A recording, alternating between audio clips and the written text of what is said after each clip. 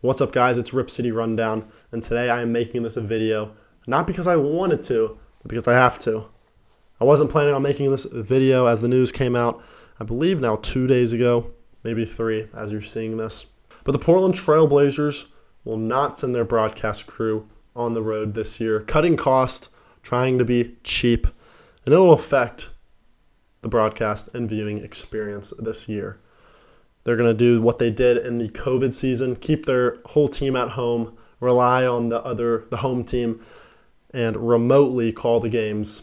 So Kevin, Brooke, and Lamar will not be traveling with the team, which is very unfortunate. I'll get into that in a second. But first, I'll just talk about what this means and how this will affect the fan and the viewer and the experience they will have watching the game. It says the shortcomings in this system are clear. Portland's broadcasters can only see what the television camera and its directors display. They miss seeing the entire court. They're also at the mercy of the opposing franchise's focus.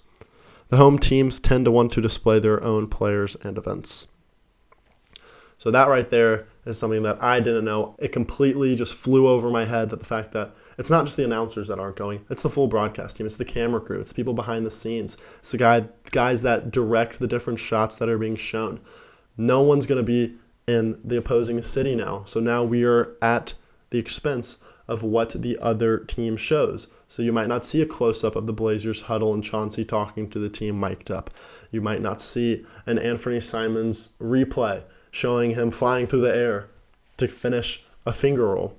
You're not going to see those things probably. It's just going to be the normal game. You might get some replays here and there. And this is obviously just the road games. But still, it's going to affect the viewing experience from a Blazer fan perspective. I didn't think it was that big of a deal until I learned that, and until I saw the comments from the Blazers community. I posted it on our Instagram the other day, and you get comments like this is going to ruin the experience. Why are the Blazers being so cheap? What is wrong with them? They know that this system does not work. They've seen it happen and it not work.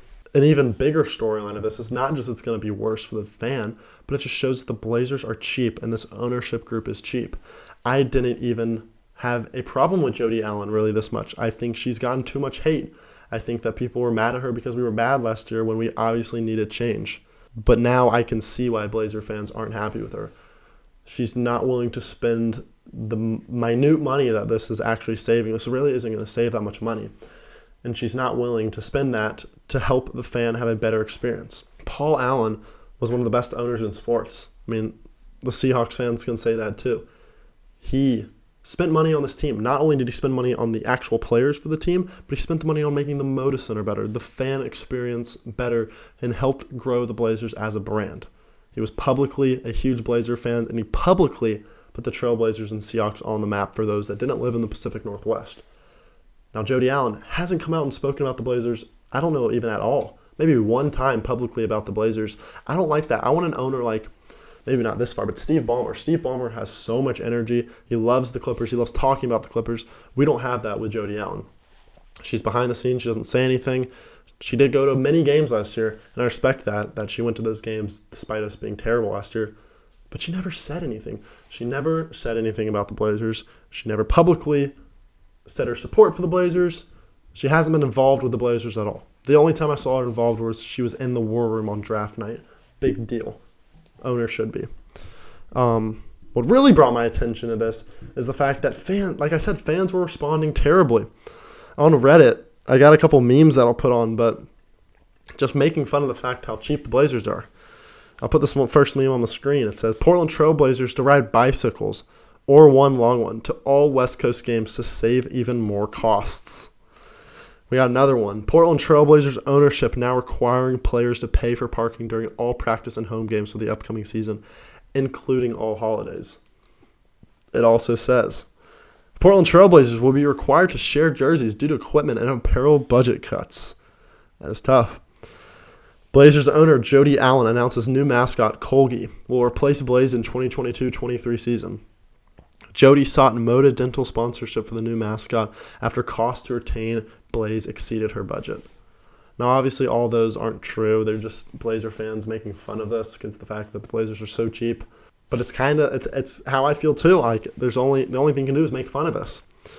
President of Basketball Operations Dwayne Hankins said, "We plan to incorporate lessons we've learned doing remote broadcasts during COVID-19 and see if we can't be more efficient as we look to invest in other areas to improve our broadcast." When I see that quote, I see him say they are going to try to improve the broadcast in other ways. But this broadcast really doesn't need that much improving. It was great last year. It's great when the team can travel and when the whole broadcast crew and the announcers are there. I think whatever they're going to try to improve in the broadcast is going to not matter because the actual broadcast experience, the actual announcing, the actual camera shots are going to lack. They're not going to be good. And my final thing I'll say about this is I wonder what the conversation was with the actual announcers, Kevin Cavallero, Lamar Hurd, and Brooke Olzendam. How did they react? Because there's two sides to this coin. There's either they get to spend a lot more time at home now with their families. They don't have to go on these long 10-day, 12-day road trips, 6 games. But they also don't get to travel with the team at all. And I think that's one of the more fun parts of being a broadcaster.